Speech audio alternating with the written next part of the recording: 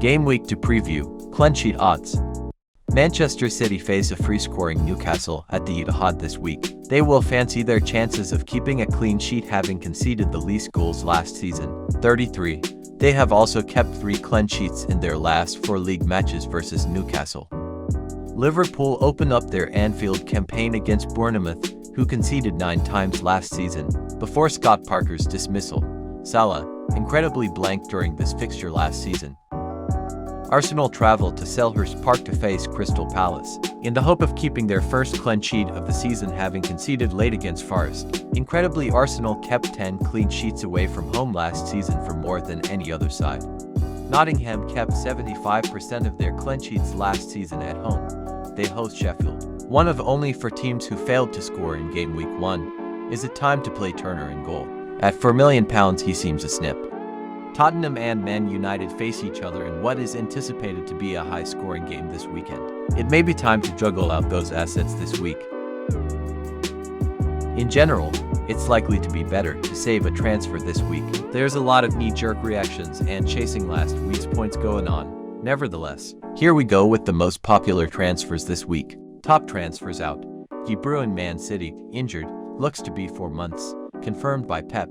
Unless you want a $10.5 million player on your bench, he's an easy transfer out. Stones, Man City, missed game week 1 due to a hip injury.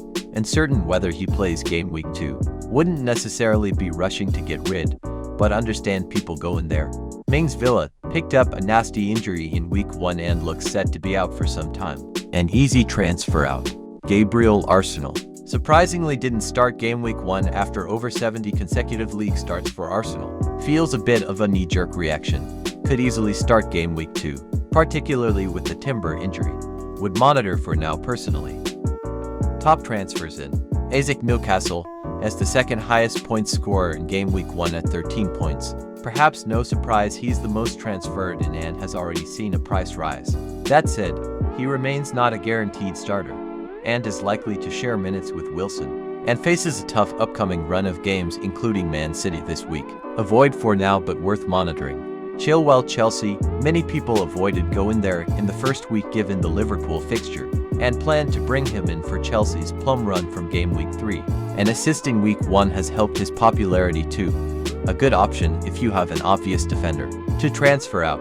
Saka, Arsenal, the second most owned player in the game at 65%. A fairly obvious transfer in if you don't own him already. Hit double digits in game week 1. Rodrigo, Man City, classic knee-jerk reaction, 0.13 points in game week 1. Wasn't a player anyone was seriously looking at prior to that. Needs more than 1 week of data before becoming a viable option. Avoid. Estupiñán, Brighton, the game's most owned defender. Got an assist in game week 1. Decent couple of fixtures, but the run from game week 4 to 9 looks a bit trickier. Still worth getting on if you don't own him. Solly March played 8 times against Wolves without registering a single attacking return.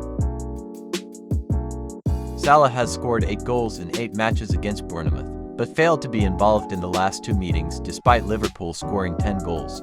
Bruno Fernandes has returned 39 FPL points in 6 matches against Spurs, 6.5 points per match. 2 £4 million goalkeepers started for their clubs in game week 1. Matt Turner had a decent debut against his old club Arsenal, making a number of fine saves, and many will be starting him in game week 2 against Sheffield United. When Onana, Johnstone and Pickford face tougher fixtures. As for Areola, for £1 million, he got the nod over Fabianski for £0.5 million for West Ham United and generally did well, registering for saves.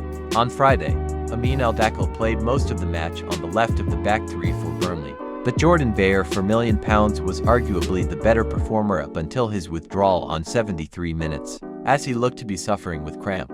Over at Sheffield United, Baldock played well at right wing back in Heckingbottom's 3-5-2 formation. No teammate in any position received more passes, 12 in the final third.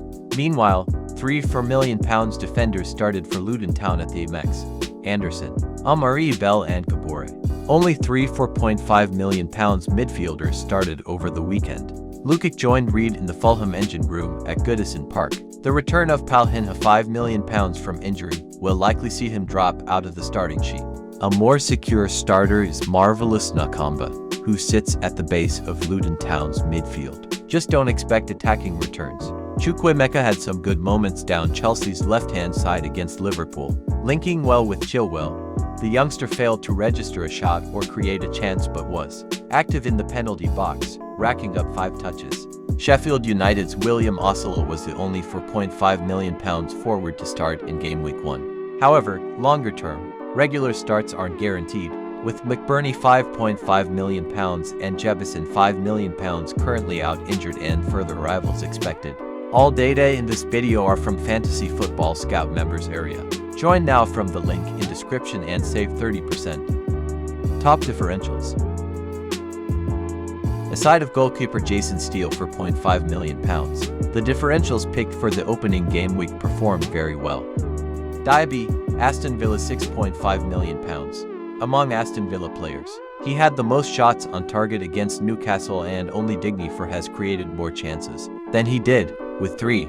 Interestingly, he is often playing close to the penalty area of the opponents, similarly to another striker. Diaz £7.5 million.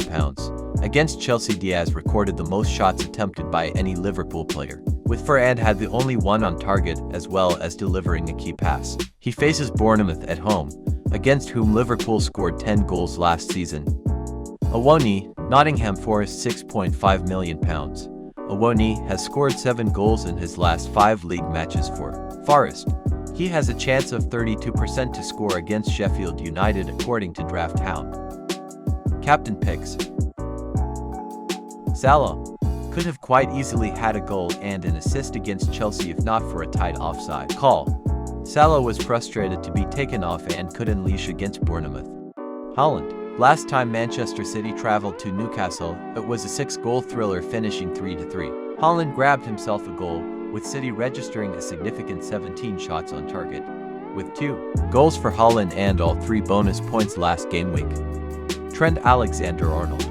This fixture presents a good opportunity for a clean sheet, so there is no better pick than the most attacking defender in the Liverpool side. The England right-back really came into form at the end of last season, registering 6 assists, 3 clean sheets and a goal in the last 8 games. The Facebook Captain Group poll saw Salah top the voting with 48% of the total votes. Haaland close behind with 32%. I ended Game Week 1 with 79 points and 865,000 overall rank. No regrets, as everyone returned more than 2 points, excluding Gabriel.